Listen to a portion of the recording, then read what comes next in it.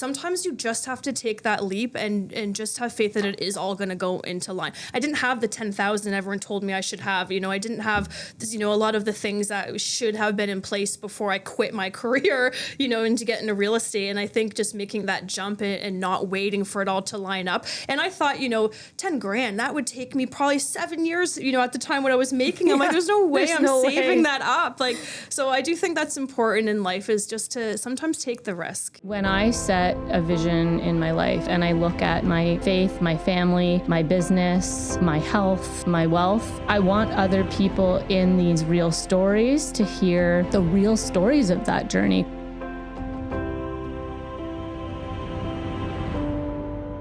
I have everything that I've wanted, in terms of family life, beautiful wife, making good money, and my world's upside down right now in my head. God is so good. He shows us his hands. People think miracles are like someone being instantly healed. It's so much more than that. They can be the smallest things where he shows his goodness in your life. If you think of something and you believe it and you see it in your mind, it's meant for you. Go chase it. See you in the next episode of Real Stories. Ashley Taylor is a Durham Region real estate leader with Keller Williams Energy in Oshawa. With nearly 20 years in this industry and close to 500 homes sold, she's built a reputation for delivering results while leading with integrity, heart, and a commitment to helping families build their futures. Welcome to the podcast, Ashley Taylor. Well, welcome, Ashley. Thanks for coming in. Thanks for having me. You're in the hot seat. I am. Let's get started. So, Ashley, you've built a deeply trusted real estate business here in Durham Region and beyond. I'm sure you service people outside of Durham as well, when needed. And here at KW Energy, long before joining us, you sold quite a few homes. I did. And you were on a high-performing team. I was. So, for people who might not know your journey, do you want to just share what you're building and what you're up to right now? So my business has grown. I'm in my 16th year. So a lot of my business right now is repeat and referral, which I'm very proud of. I'm over 80% is repeat and referral.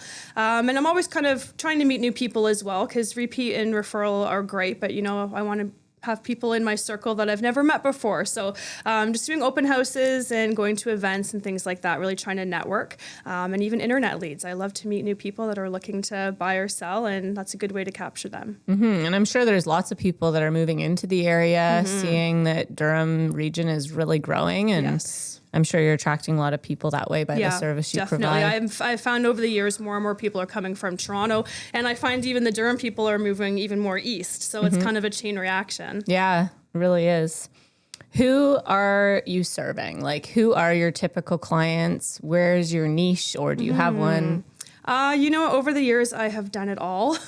My favorite, though, really is those first-time home buyers that I've sold them that home and have gotten to, kind of grow with them throughout their life. And now they have kids and they've outgrown that first-time buyer home, and now they're looking for their forever home. That's my favorite, because I already have a relationship with them. I love to see the improvements that they've done to the home since I sold it, 10 years ago, and then just getting to know their new wants and their new needs for their growing family, and helping them transition into that. Yeah, it's such a beautiful thing, especially you've gone through that yourself with your 3 kids. Yeah, and you exactly. can really help people on that journey. Yeah, it's something that I don't think I realized was going to happen, was just meeting someone at a younger age and really following through them. I have clients that I did real estate my first year, 16 years ago, and doing transactions this year coming up for them. And it's like, wow, in 16 years you had kids and you guys got married. And I remember you were with a different boyfriend, and now you just follow so them through incredible. the whole life. Yeah, Really? I really didn't expect that in this career, but I think it's really cool. It is. It's neat to see the journey, and incredible that you've been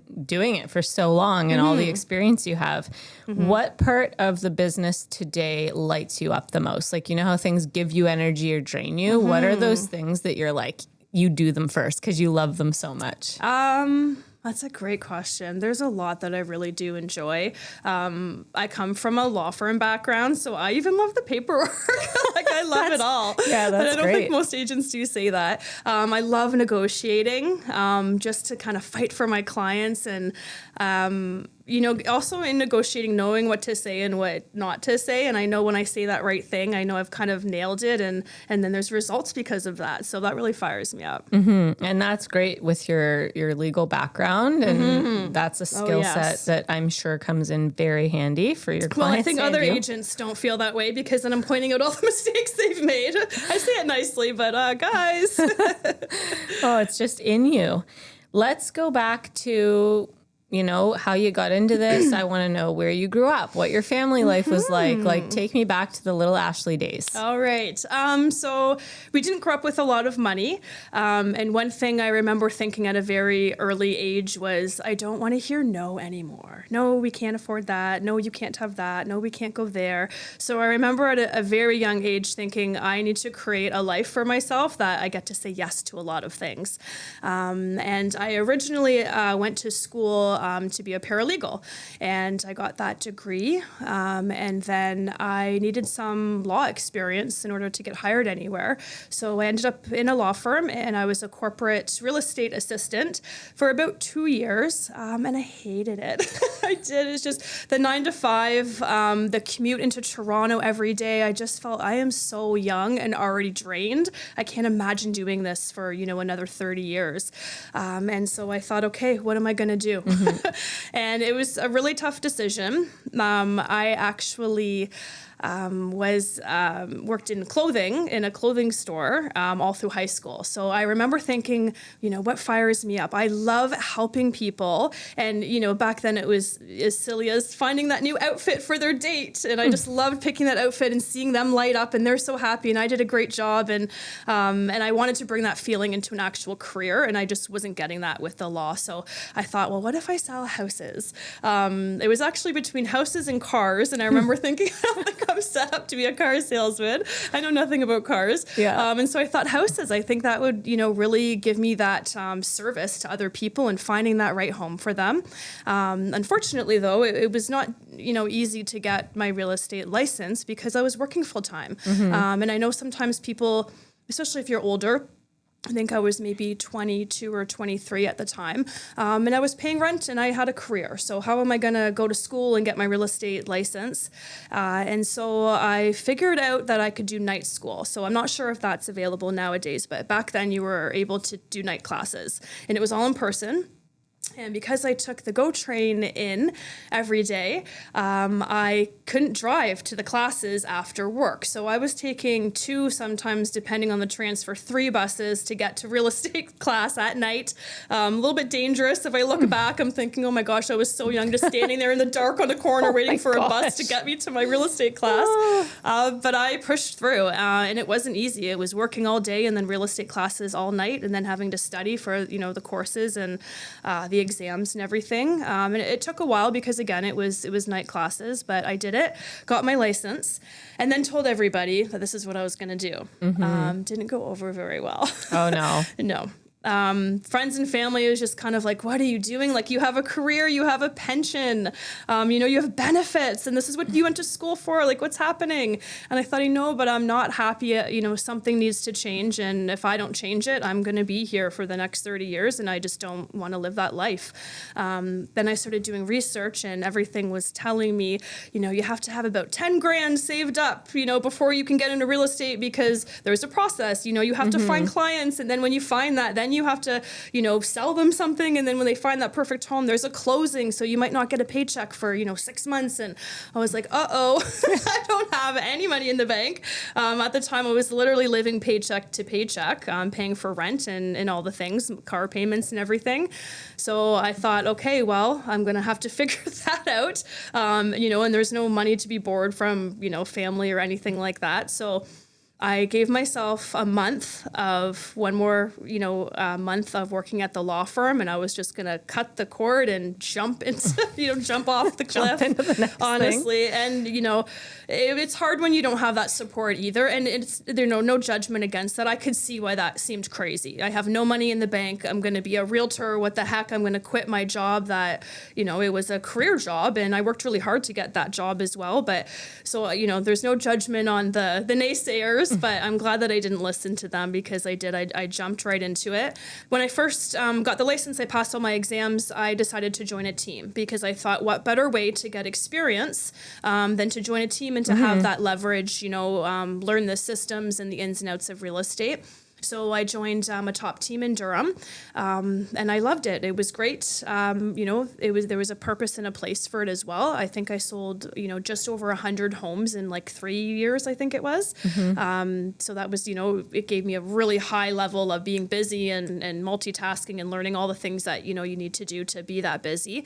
But there's, it was not easy. I remember my first month, and I had got a client, my very first client. Awesome. I'm so excited. And I remember driving and they were following me, and we had 3 houses to see. And I looked at my gas tank and I thought, ooh, shit. I'm not sure how much gas I have left. And I had zero money at that time. And I'm talking, I was in my overdraft. Like, if I think back, Visa was maxed. I'm in my overdraft. Like, I don't have money to figure this out in this moment. So I remember just praying and thinking, please, please, please let me just get through these 3 houses. If I run out of gas at the last house, I will figure it out. I'll have to deal with it as it comes, but please, they're behind me. Don't let me, And I thought too, well, what if I do run out of gas? I don't even have a way of paying for it. So it was the worst, kind of position to be in. And then of course, all the self-doubt, right? So much self-doubt. I'm driving thinking, what the hell am I doing? I can't even afford gas. Maybe I wasn't meant to do this. I should have maybe just stayed at the law firm. Like, this was a big mistake, and I don't want to be feeling like this. And then there's all the, the negative talk that happens. But I pushed it aside, and I got through those 3 houses. I ended up being able to make it back to my office in time. And I had to get a friend to transfer me money to go to the gas station, and which, of course I paid her back, but it was a scary time. Yeah. And I think the most scary was where my mental state went. Like, this is not for me. Who the heck do I think I am, trying to be a realtor? I have $0 in the bank. I can't even show houses. So that place was dark. And fortunately, I kind of got myself out of it, and it all worked out. But, I think maybe there's a lesson in there. Just, you gotta keep your feet going and don't give up, and don't let that self, negative talk get to you, because I think if I would have given up then, I would not be where I am today. Yeah, and that's a great encouragement, especially for new people getting into this industry in this market, which has been a 24-month different kind of market than we've ever experienced, most of us. Yeah, absolutely. And it's been a lot of action. I heard you prayed about the gas tank. It's been a lot of faith in, knowing things will progress and get better, and there's always a rainbow at the end of a storm. And there really is. Like, if I look at my whole life, anything that's ever kind of gone wrong, it always flips. It's highs and lows, and this is the world we live in and the life that we're given, and it's always there to challenge you and to,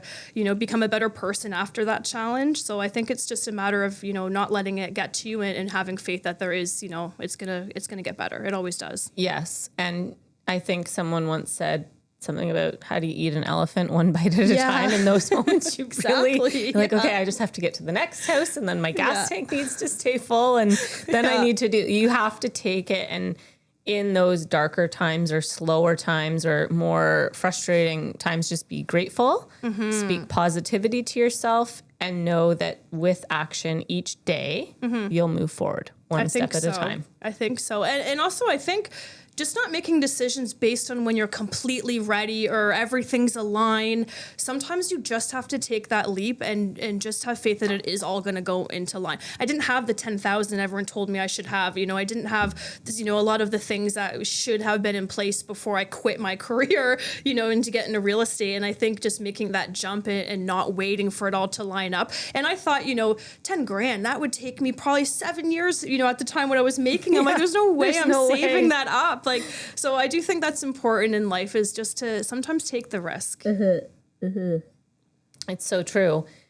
Was there a person or someone in your life growing up that taught you that resilience? Like that takes courage. Was there a person as a child that was like that for you? So one person that I can think of, and I don't know if it came from my childhood, but it definitely came, in my late teens, my grandfather. So he was a business owner, and he was, the only one out of anyone close to me that, was successful in business. And I remember him telling me one time, what's the saying? Sorry, give me a second. What That's is the okay. saying? What's the saying? If you take it, so the saying is, if you take it inch by inch, it's going to be a cinch. So he had a story in business, and he ran a paper company. And he said one time he took an account. He didn't have the equipment for it. He didn't have the manpower for it, but he took the account and then he figured it out. And I think that was such a lovely story. And that's always stuck with me. And just, take it inch by inch and it'll be a cinch. You have to. I love that. Rod That's Taylor. like what we were. Perfect. Quote it. I love him. Yeah. And you really have to look at things like that sometime. Like you were just saying, you just have to go day by day.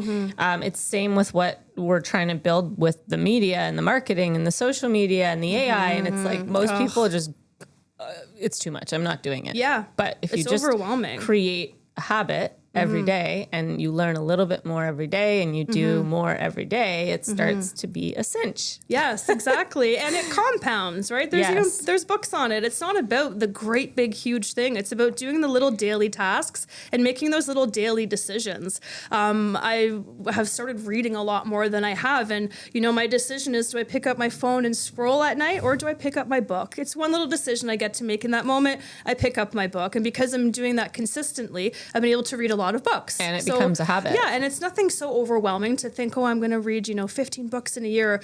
That would seem crazy to me before, but like the elephant, right? Just one little bite at a time, and you can tackle any goal. Oh, that's great. I mean, with what we scroll through today, it's kind of nice to give your mind a rest, especially Yes. at the end of the day, because that can become toxic really quick, and you don't even know if what you're looking at is real sometimes. I know. So true. What is that? I know, it's so true. And I've kind of gotten away from audios too, because, anyone that's done any sort of research, on multitasking, it's not real. You can't really do two things at once. So you might think, I'm going to kill two birds with one stone. I'm going to drive and listen to my audio, which is something that I did often. You're not fully focused on driving, and you're not fully focused on that audio. So that's kind of another thing, getting back to the books for me and just sitting down and actually reading. That's all I'm doing. I'm not doing two things at once. And I think that's given me a lot of clarity in what I'm reading as well. I'm really, absorbing it more than I probably would with an audio. Oh, that's good. Yeah, it's true. The book, The One Thing by Gary Yes. Keller kind of talks about that. Yeah, it's There so is true. extensive research on it. I mean, you probably could get a pedicure and read a book, but Well, that's something different.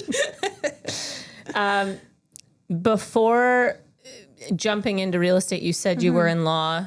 Can you tell me a little bit about what you did and how that precursor helped you in your career now? Because that's like a special thing to be so good at. Like you said, you're pointing out other people's mistakes. What other things did you learn in there? I just learned a lot about really focusing and being diligent on words. I mean, contracts are everything, and a law background, I mean, that's all it is words, right? I mean, contracts are everything in law. And I was a corporate real estate assistant, so there was a lot of corporate documents, because I mean, one word can be flipped and that changes the entire clause, right? Yeah, So, it's really important. Yeah. And a lot of people just go, oh, okay, whatever, that's, but really having a high understanding, I can see how that would be very helpful for your clients. absolutely. Or missing signatures. I mean, something as simple as that, that's a big deal, right? Yes, that is, it's a big deal. Yes, it is. And how often do I catch that? So you sold over 100 teams with the strong team before creating your own path. What were your biggest lessons from those 3 years? I think my biggest lessons were really being able to have a plan A, a plan B, and a plan C. So a little background, I got my license in 2010, of January 2010, and I was pregnant in March 2010. So brand new career, jumped off the cliff, and a couple months later I find out I'm pregnant. So it was not, I didn't think it was going to be how it went, and that's okay. But it threw me for a loop because it was just so much at once. Yeah. And so 9 months of being pregnant, and then all of a sudden I'm in my going into my second year of real estate, and now I have a baby. So, and as there's no maternity leave. Unfortunately, as business owners, we don't get paid to stay home with our babies. So I was still working and balancing that. But I think, being that busy with babies at home, you really do have to have a plan A, a plan B, and a plan C. So plan A is I'm leaving at this time. Hubby can watch the kid. If he's coming home late from work, who's my backup for that? If my client calls and needs to change it, where's my plan C for that? And it's real estate. So there's always going to be things. You're dealing with the public as well. So they have things that come up. You could have things that come up. Your kids could be sick. Now I'm going to have to reschedule. So I really got into a really good groove of just always having a plan A, plan B, and plan C. It helped me sleep at night too, knowing that if something goes wrong in the morning for my 9 o'clock appointment, I have this in place and this in place, and God forbid this in place. And you needed that. Like, I know what you're talking about, because that was, I did 33 deals in my, I guess it would have been 14 months in Toronto. And like, this is before DocuSign. Oh, yes. With a baby. We had just moved back from Switzerland. I had an 18-month-old, which wasn't a new baby. My husband wasn't able to work, and I was like slinging deals. And you have to go and be there and offer night and multiple offers. It was a whole other. I know. You needed and it's A, so B, and funny C to try to for sure. explain that to an agent now, what it was like back then. It's crazy to think about. Like, I don't actually know how we did it. Numerous times driving in a snowstorm to get something signed before 11:59 at night. I know. And I'm thinking, I'm going to die in this snowstorm, but my client's going to get the house. Yeah. Right? But no, I know the amount of time driving for signatures and the amount of times too, just, going to a convenience store to fax something and whole different world back then. Yeah. Yes, a lot of time spent just getting signatures. And I think if I look back now, and if there was DocuSign back then, oh my goodness, I don't think, it would have been so chaotic as it was, just because things were, not as easy back then. No kidding. And busy, yes. Oh, I can relate.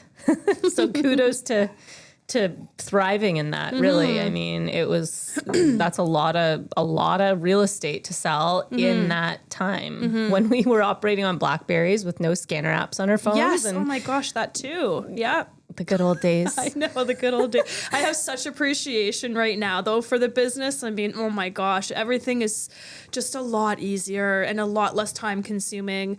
I made a video a little bit ago about how we don't do in-person offer presentations anymore, and it's over the phone. I think that there's downsides to that. However, time-wise, I mean, it does free up some time for, to spend more with family and things like that. Yeah, it's definitely a great thing for the family. Yeah.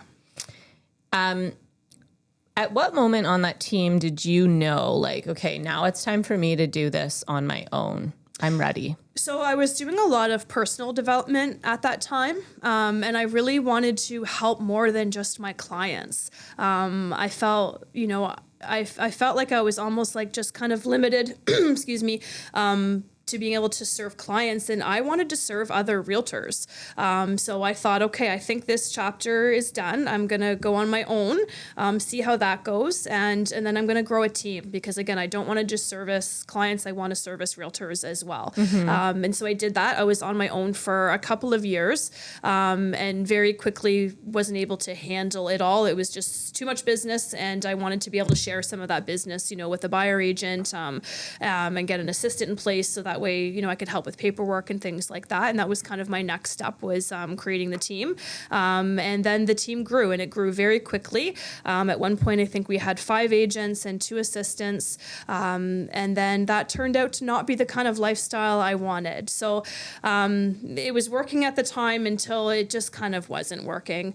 And I also, felt that, yes, I was able to pour into other agents, which is exactly what I wanted to do. But it was a lot. Again, small kids at home, and there's a lot, only so much of me to give. And I thought, what, I think that I need to come back to this. And so, slowly the team got smaller and smaller, because again, I didn't have enough to give at that time. And I thought, I'm going to come back to this. So I know that I'm able to, share my systems and all of the things and help, other agents. But again, it was getting to a point where it's not just my clients I'm servicing. Now I'm servicing, another agent's clients. They want to talk to me. And it is just a lot of time consuming things that unfortunately, with a new family, it's too hard. So I know I will definitely get back to that. Right now, it's just myself and an assistant. And I'm able to really fully service my clients too, because I'm more available, which I love. There's a lot more connection. I don't have another agent showing homes for me. I'm there, which, I love that connection with my clients as well. So, there's kind of different phases for different, what's that saying? Different stroke. No, not It's stroke. ebbs and flows of reality in your life and what works at the time. Yeah, exactly. And it's not to say I won't grow, another team as well. I personally think a small team is the niche that I want to be in, because again, I think there's just that customer service. There's a lot of love when it's smaller, and everybody can kind of bounce ideas off each other, and no one's getting lost in a big machine. Yeah. And I know for sure I will get back to that, but right now, focusing on my family and my clients, and it's working, and I'm really happy with it. That's awesome. And I love that you're thriving in it. Yes. And doing things that you love, because that's so important. It is. Because that does roll out into what your family feels like, your frequency of joy. Absolutely. It's either feeling stressed and chaotic because you've got other people that you are, as the team lead of your team, responsible for. Yes. And then you've got children at home and a husband. And you've got to be able to show up. And I hear you when it's like, there's too many people. Yes, I know. It's just like you felt like you're being everyone's grabbing at me. I'm only one person. It means you're a great leader, right? So at the right time, you'll build what makes sense when your kids get older. Exactly. And it's the ebbs and flows. I don't know what the saying is, but I know there is there is one. Yeah.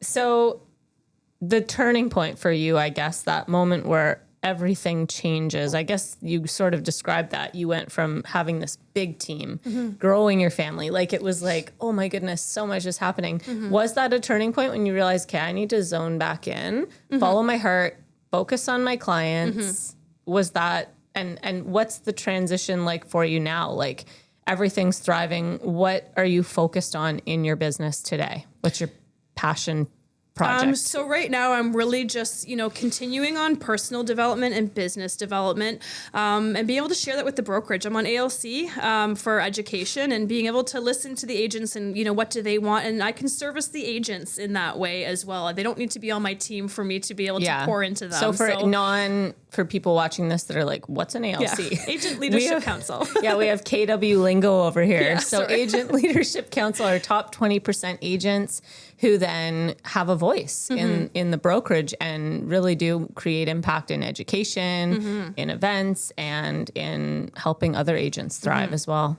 Yeah, So- and I think I gain a lot from that. Again, being able to pour into other agents, I've kind of satisfied that part, because I feel like, instead of maybe it's not necessarily my team right now anymore, but we're all a team at KW. 100%. And so I love pouring in. And, we have a book club that we're doing now, and just being able to bounce ideas and thoughts and stuff with other agents. I absolutely love it. Yeah. And I love that you're on it and pouring into it so much. It's so nice to see like the events that we do here and all of the great stuff. It's an awesome place to be. There's a frequency in here when you show up, and it's hard to explain. You got to just come and experience I know it is. And you don't really know until, you go somewhere else. I remember back in the day, we used to have to drop off deposit checks, instead of everything being wired nowadays, and just walking into other offices. I'm like, ooh, this isn't the same. Yeah.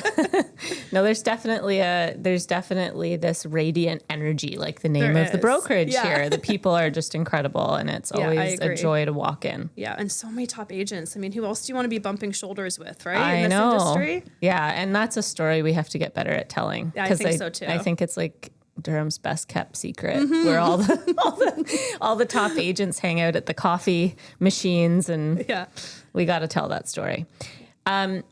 What fears or doubts did you have to face? I mean, it kind of sounds like you're fearless, because you're like, I'm just going to go all in. I'm not going to save the 10 grand. Here we go at it. Did you face fears leaving the team? Like 30 plus absolutely. deals a year is a lot of... Absolutely, I did. And I also didn't know what I was in for because, most of the teams, they take care of everything. So they take care of signage and, leads and all the things. So yeah, absolutely there was fear. But just like getting into real estate, it was the same mind frame. So I'm going to do it and then I'm going to figure it out after. So figure it out on the way. Exactly what happened. I'm like, okay, I'm going to join Keller Williams. And I thought, what's next? I probably should get some signs. So that was a start. And just, I took it as it went. So from joining here, were there people here that helped guide you in that process? Was there some other agents that were like, hey, this is what you do now that you're not on the team? Yeah, absolutely. Did you have people to lean on? Keller Williams, the onboarding process is incredible. So, meeting with them and there was classes Ignite. So I even sat in on some of those to see, because I only know what I know and I don't know, maybe there's more to it. But, at that point I was pretty, savvy in buying and selling real estate. So, but they made, the process was so nice and I got an office and yeah, it was just taking that, step off the cliff and let's see where it goes and everything worked out. And here you are. And here still I am. thriving. Yes, exactly. What did you learn most about yourself during that season going at it alone? I think I learned that I have a big plate. You know how they talk about, well, don't judge that person. If somebody says they're so busy and you think, oh, you're busy, I'm busy, like you have no idea. But just understanding that everybody has a plate and some people's plates are smaller, right? And then there's no judgment. It's not good or bad. But I think that I learned that I do have a big plate and I can kind of handle a lot. Mm-hmm. Yeah. Well, that's good to know. And it's also good to be aware of it. I'm similar. Like 4 kids and the brokerages and all the things. Oh, yes. And sometimes I can get almost frustrated because I'm like, why can't this person figure that out? Not in a negative way, no, but it's good to be aware of your bandwidth. Yeah. And it's also good for protecting yourself. Like you had that ability to go, okay, I have this big team now, but I know because I can handle so much, I'll just keep adding it and growing it and growing it. And then you get home at the end of the day and you can't show up as a loving wife and good mother for your family. And it's like, okay, I do have big wingspan, but I also have to keep the blinders on and really know my values and what's important right now. Absolutely. And know your priorities. My priorities switched at some point as well. And that's okay, right? Yeah. I think it's recognizing that your priorities have changed. I think that's important to make, the next step happen because you have recognized that, okay, that was my priority before. It's not right now. And that's okay. Yeah. And you have courage for doing that and knowing when to hit the pause button. Yeah. Who is there for you now? Like, I'm talking about family, mentors. Who keeps you grounded and focused on the vision? And any shout outs to awesome mentors here? Yeah, fortunately, I have a lot, and they're KW agents. Our leadership, is awesome. There's nobody that I can't kind of go into the office and ask a question or just bounce an idea off of. And I think that we've done a really good job of creating that culture. So there's lots of agents in here, and I think what's cool too is once you're kind of constantly bumping shoulders with other top producers. We all have the same problems. We all have kind of the same visions, similar. And so when someone's struggling with something, there's a good chance another top producer is struggling with that as well. And so just to be able to talk about it and kind of get some answers that maybe you have or they don't have. Well, I'm glad that you have people like that here and that they're willing to share. Because I have heard from other places that it's more of a dog eat dog, not so friendly environment. So it's nice to hear that. So what habits or mindsets do you think separate good agents from great agents? So what I've really learned in life and especially in real estate is, we're always taught that golden rule. So treat others how you want to be treated. And that makes sense. And, for decades and decades, we've been telling our kids that. But I think there's the platinum rule, and that's treat others how they want to be treated. And I think that, reading the books that I've read in regards to that and the courses that I've been on and all the training, there's Briggs Myers and there's DISC. And I think I put a lot of focus into that just to be able to be more of a well-rounded person. I think once you understand how other people want to be treated and you're not treating them how you want to be treated, but how they want to be treated, it really shifts everything. And that's with your clients, your family, your friends, your children. A good example is, and I'm not sure if anyone listening is familiar with DISC, but there's kind of different personalities for different letters. An example would be, I remember when I first started in real estate, there was a numbers guy, and I now know that that's a high C. And I remember, just not really understand why he needed so many numbers. I've given them all to you. And, the market and these stats are going to change by next week. And I just couldn't wrap my head around it. And not that I was frustrated, but I'm, obviously I know numbers. I'm a realtor, but it's not my number one personality is not about, calculations and numbers and how that makes sense. But to him, it was. And if I look back, at me being a tad frustrated, it's because I just didn't realize. And now, are you kidding me? I can tell over the phone talking to someone if they're a high C. I'm going to show up to that appointment with so many numbers and stats and, give them all the information. And I feel proud that I know that I know that this person is going to want this. It's not like they're saying, Ashley, make sure you bring the stats. I'm like, no. I can tell by the way we talked and some of the questions that you've asked. I know you're a high C. So I'm going to make sure that I bring you numbers because that's exactly what you want. And, me being a high D, sometimes I talk really fast. I make, pretty decisive decisions. And if I'm dealing with a client that is, a high S, they don't want that. They want to take their time and they want, security. And so now that, I've done such, dug so deep into it, again, I can tell over the phone, what kind of personality trait these are, and I'm able to service them that way. Yeah. And I think it's funny because, and this is the thing is this information is open to anybody. Nobody's gatekeeping it. There's books, there's seminars, there's so much information out there that you can go and have access to this information. And again, it's not just for realtors. It's interesting too, because as you're going through it, you can say, oh my gosh, that's so my sister. Or then you're reading something like, oh, that is so my dad.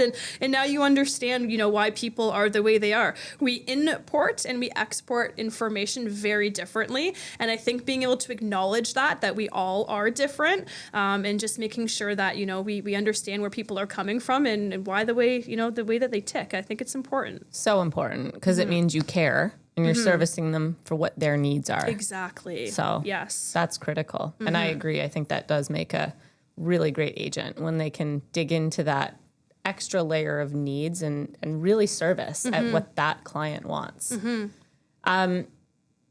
What has being a part of KW Energy, so the culture, the leadership, the community, has it supported your growth? And if yes, if no, that's totally fine.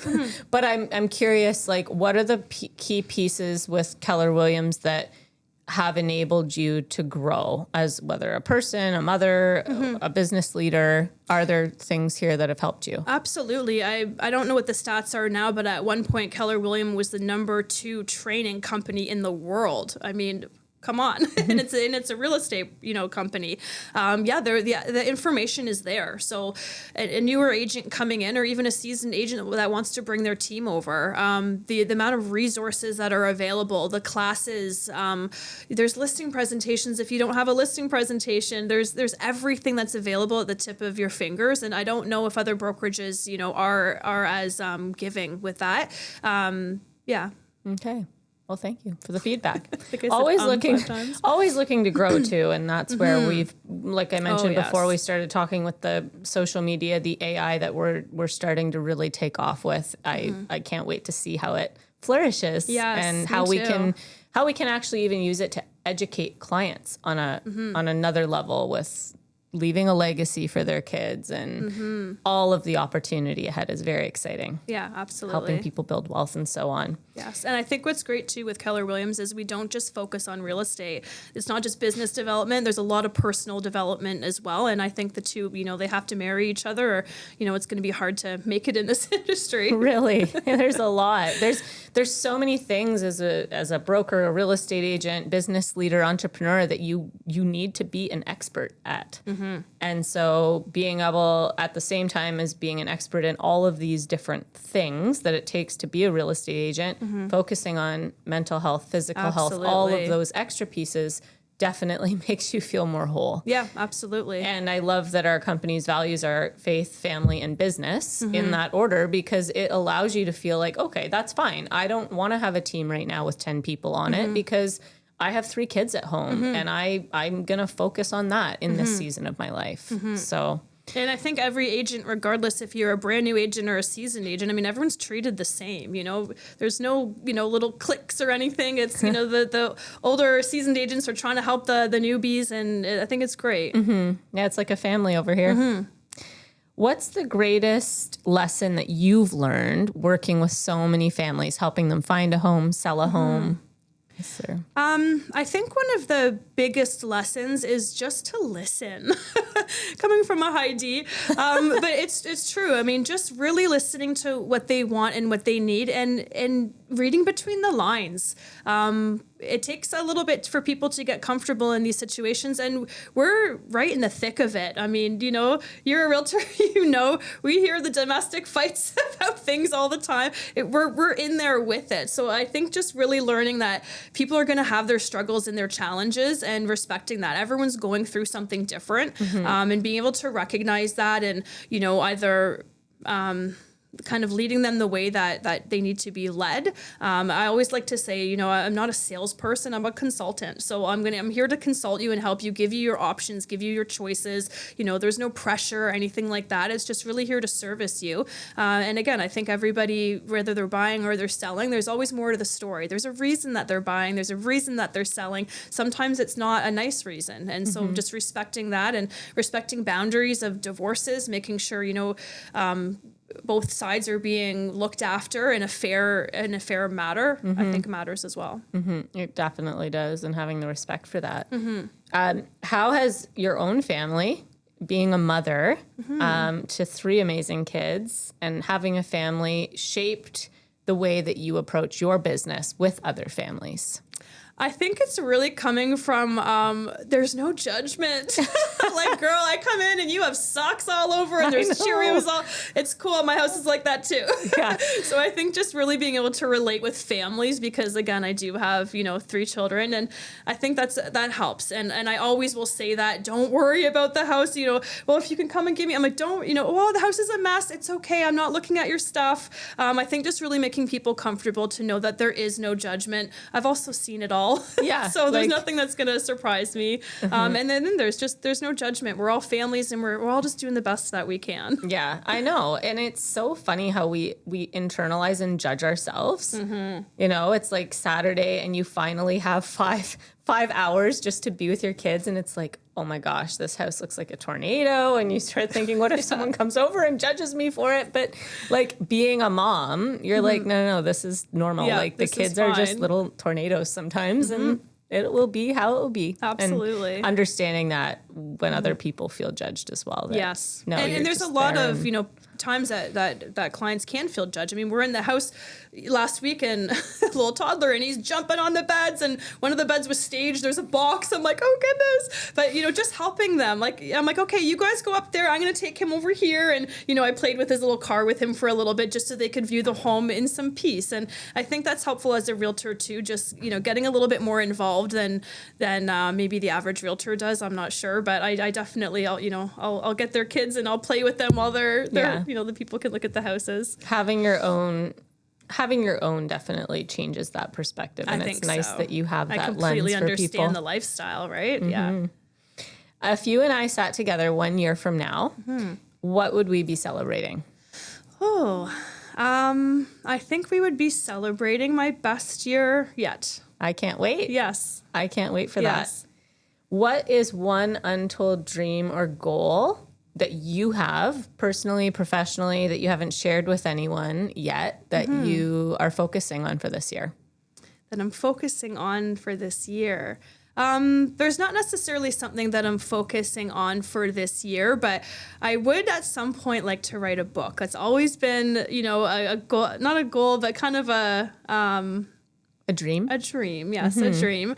I do believe that everybody has a book in them, and it's just what is it going to be about, and what do you have to share? Yeah. And I think because I'm constantly coming from contribution, I think it would be nice to have something that is tangible. That here, read this, and whether it be about being a real estate mom or systems or whatever it might be. But I know there's a book somewhere in me, and so I think that's always been a goal of mine. That's awesome. I love that. I've started to do this. Did you? Good. Yeah, Yay. and it inch by inch, and it's a cinch. Yes, exactly.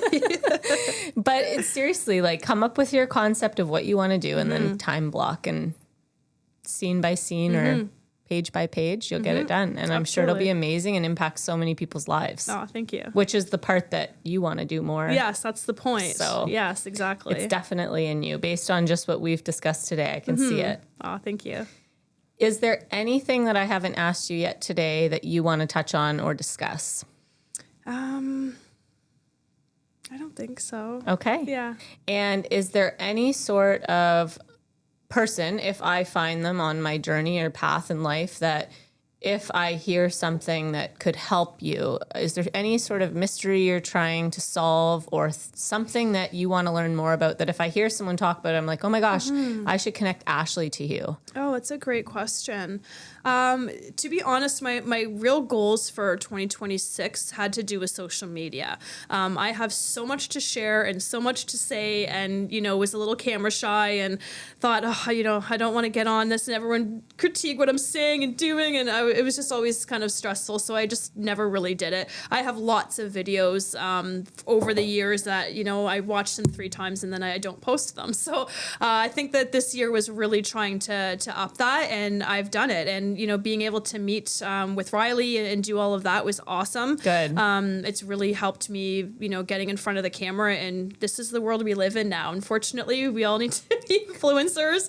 I mean, I'm just trying to sell houses here, but okay. But it's okay because it does allow me to be able to share knowledge, and I think that when clients now are looking for a realtor, they want to know who you are and what you're about, and if you have something to say, and I always have something to say. Yeah, so that's what this is about. Exactly. It's people can see who you really are, and like certain people are going to absolutely love you and want to do business with you because of who you are, and that's what I think is the beautiful thing about social media. Yes. And I want to keep on encouraging our agents to just be authentic and take action on it, because the world needs more people that want to make impact and needs more authentic people that love others and like want to go out and do good. So, and I think when you were having, top agents talking about a subject, especially if it's in a video, it's going to be real. It's not fake news. It's not, sometimes I watch stuff on TV and I'm thinking, that's not really how Durham Region is right now for real estate, but okay. Yeah. So, I mean, just even really being able to come from authority and letting people know this is exactly what's happening in Durham Region, or,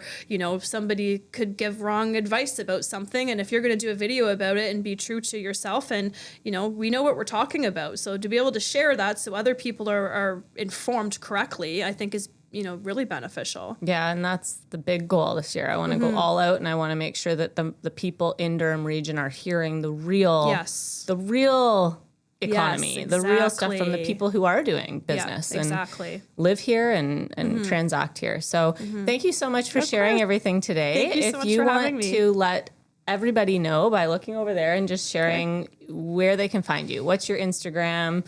What's your website? How can they find you and connect? So I'm Ashley Taylor, and you can find me at Instagram is the Ashley Taylor Team. You can go on my website, www.theashleytaylorteam.ca. I look forward to hearing from you. Awesome. Well, thank you for sharing your real story, Ashley. I really you. loved it. Right. And Okay, thanks.